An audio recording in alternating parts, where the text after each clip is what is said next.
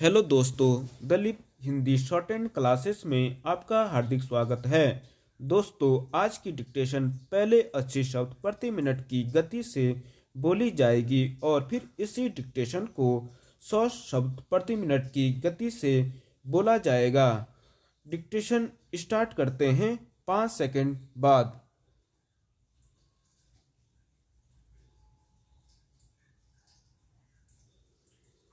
सभापति महोदय, मैं रक्षा मंत्रालय की मांगों का समर्थन करने के लिए खड़ा हुआ हूँ।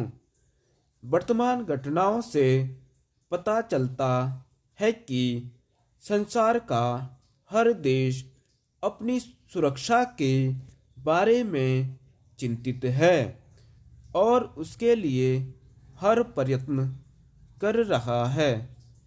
इस दृष्टि से अन्य देशों की तरह हमारे देश में भी रक्षा मंत्रालय का महत्व है।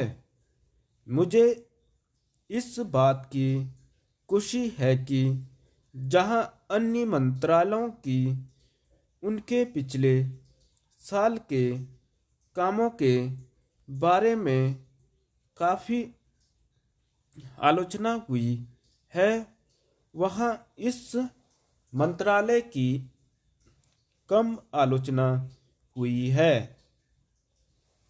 इससे पता चलता है कि मंत्रालय ने पिछले साल अच्छा काम किया है।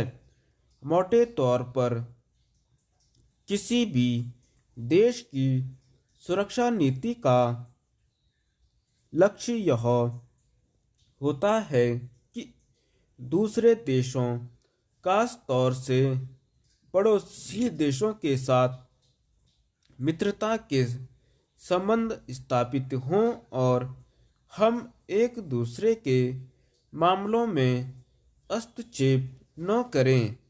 लेकिन उसके साथ यह भी जरूरी होता है कि हम अपने देश की सीमाओं और अखंडता की रक्षा करें। इसलिए हमारे देश का यह कर्तव्य हो जाता है कि हम अपने पड़ोसियों के कार्यों पर पूरी नज़र रखें, क्योंकि आज तक हमारे देश पर जो संकट आए वे हमारे पड़ोसियों से आए हैं। 1965 में पाकिस्तान के साथ जो लड़ाई हुई और उसके बाद ताशकंद में जो समझौता हुआ, वह सिर्फ कागज पर ही रहा। पाकिस्तान ने उस पर कोई अमल नहीं किया। इस दृष्टि से बहुत जरूरी है कि हम अपने देश की सुरक्षा की हर तरह से व्यवस्था करें। हमारा उद्देश्य दूसरों पर आक्रमण करना नहीं है, लेकिन यदि हम पर कोई आक्रमण करे तो हम में इतनी शक्ति अवश्य होनी चाहिए कि हम उसका डटकर सामना कर सकें। आप जानते हैं कि पिछले दिनों पाकिस्तान को अमेरिका और चीन से काफ़ी मदद मिली है। रक्षा मंत्रालय की रिपोर्ट में भी कहा गया है कि पिछले साल अमेरिका ने पाकिस्तान को 1500 करोड़ रुपए की फौजी सहायता दी है। आज जहां हम फौजी सामान के लिए अपने कारखानों की मदद से अपनी शक्ति बढ़ाने का प्रयत्न कर रहे हैं, वहां पाकिस्तान संसार के देशों से फौजी सामान खरीद रहा है।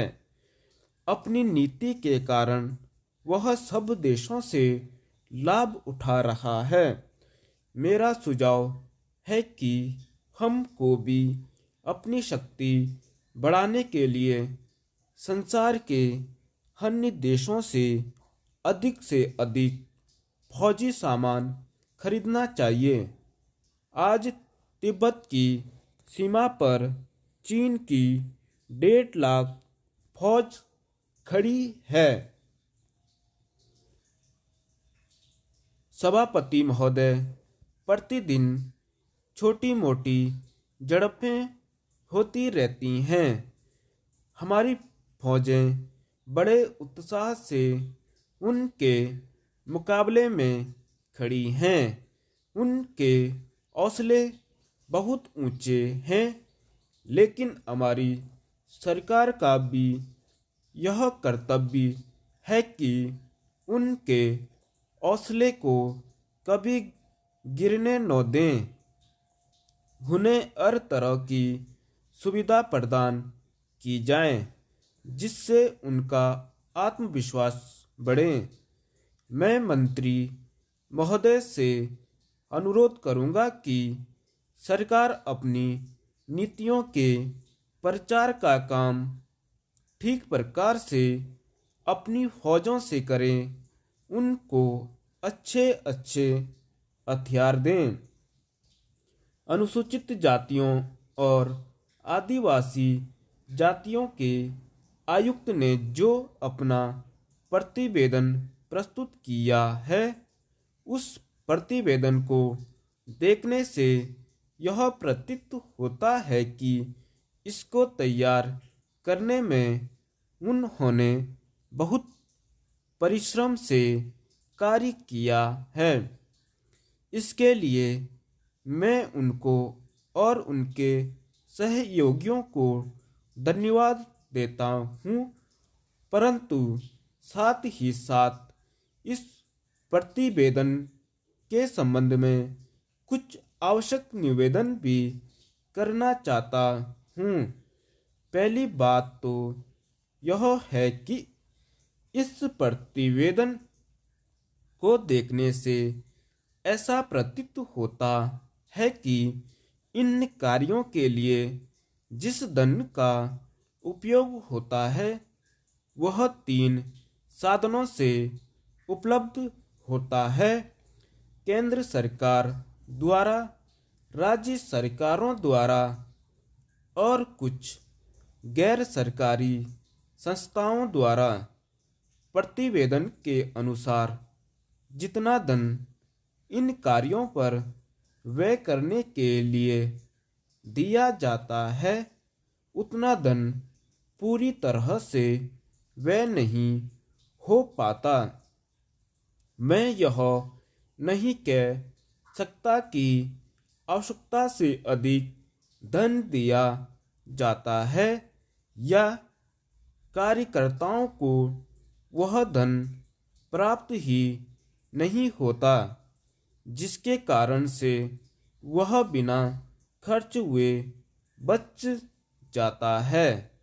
मैं तो यह चाहता हूँ कि जितना धन दिया जाता है उसका पूरा उपयोग हो और आयुक्त को यह न कहना पड़े कि इस कार्य के लिए जितने धन की आवश्यकता थी उतना धन नहीं मिल पाया और विवश होकर हमको उस कार्य को बीच में ही रोकना पड़ा।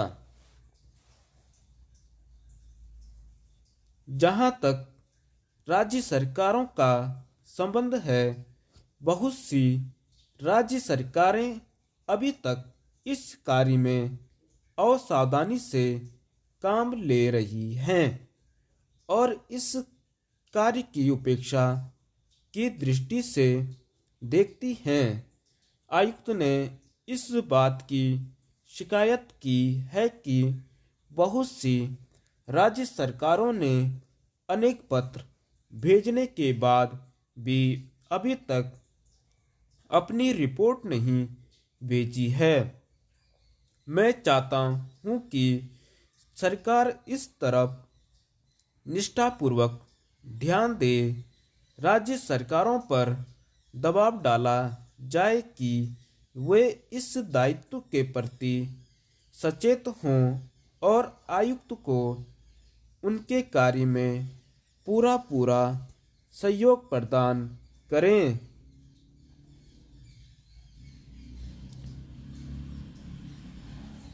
100 शब्द प्रति मिनट डिक्टेशन स्टार्ट करते हैं 5 सेकंड बाद।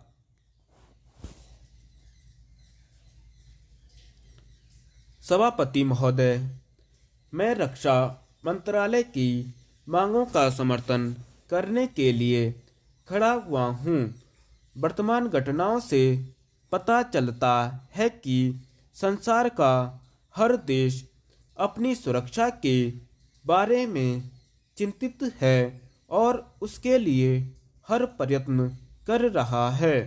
इस दृष्टि से अन्य देशों की तरह हमारे देश में भी रक्षा मंत्रालय का महत्व है। मुझे इस बात की खुशी है कि जहां अन्य मंत्रालयों की उनके पिछले साल के कामों के बारे में काफ़ी आलोचना हुई है, वहां इस मंत्रालय की कम आलोचना हुई है। इससे पता चलता है कि मंत्रालय ने पिछले साल अच्छा काम किया है। मोटे तौर पर किसी भी देश की सुरक्षा नीति का लक्ष्य यह होता है कि दूसरे देशों, खास तौर से पड़ोसी देशों के साथ मित्रता के संबंध स्थापित हों और हम एक दूसरे के मामलों में हस्तक्षेप न करें।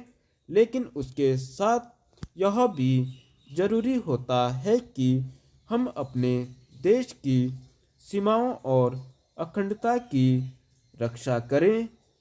इसलिए हमारे देश का यह कर्तव्य हो जाता है कि हम अपने पड़ोसियों के कार्यों पर पूरी नज़र रखें, क्योंकि आज तक हमारे देश पर जो संकट आए वे हमारे पड़ोसियों से आए हैं।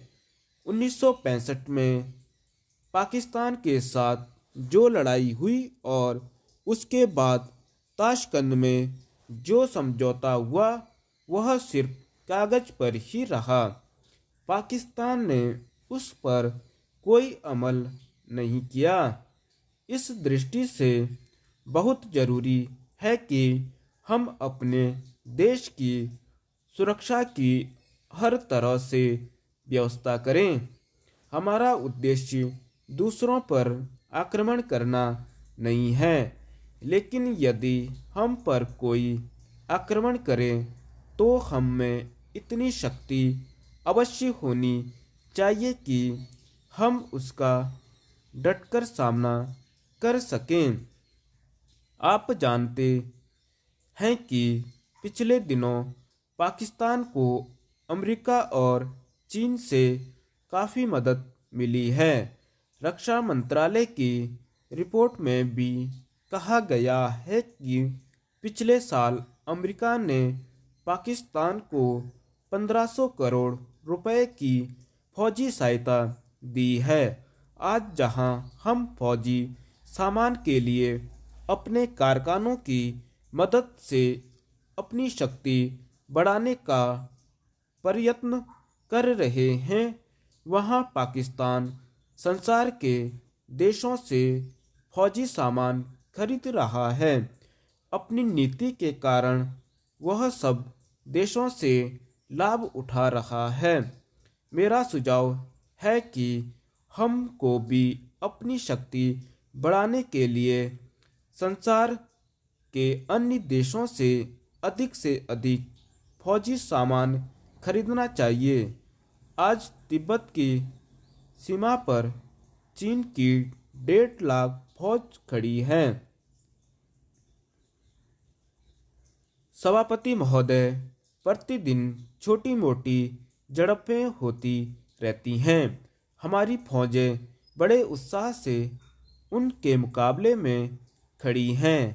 उनके हौसले बहुत ऊंचे हैं, लेकिन हमारी सरकार का भी यह कर्तव्य है कि उनके हौसले को कभी गिरने न दें।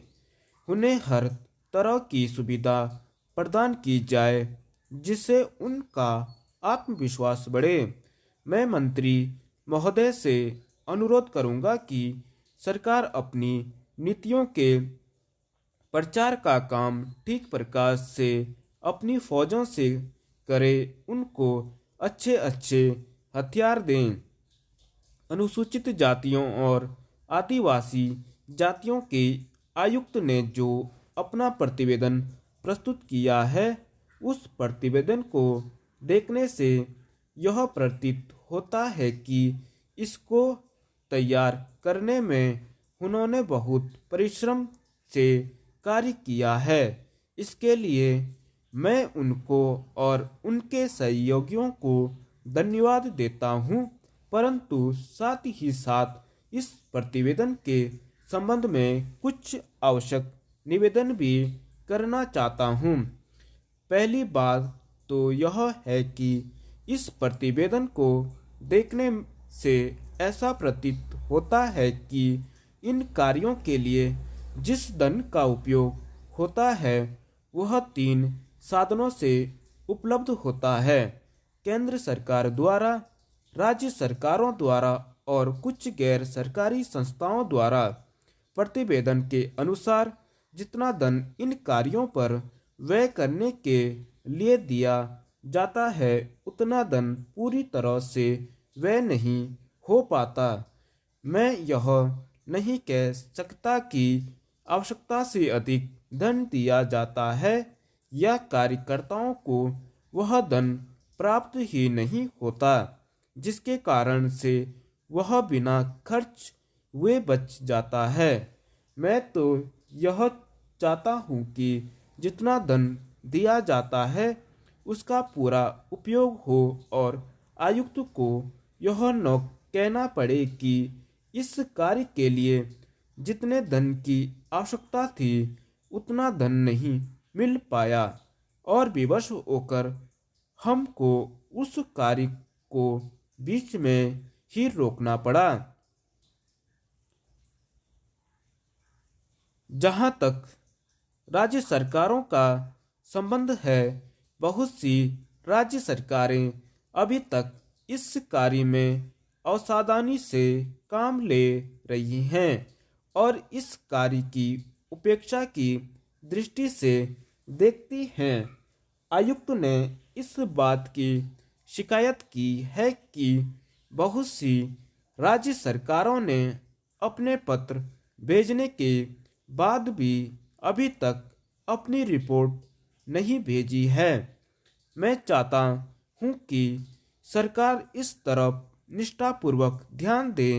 राज्य सरकारों पर दबाव डाला जाए कि वे इस दायित्व के प्रति सचेत हों और आयुक्त को उनके कार्य में पूरा सहयोग प्रदान करें।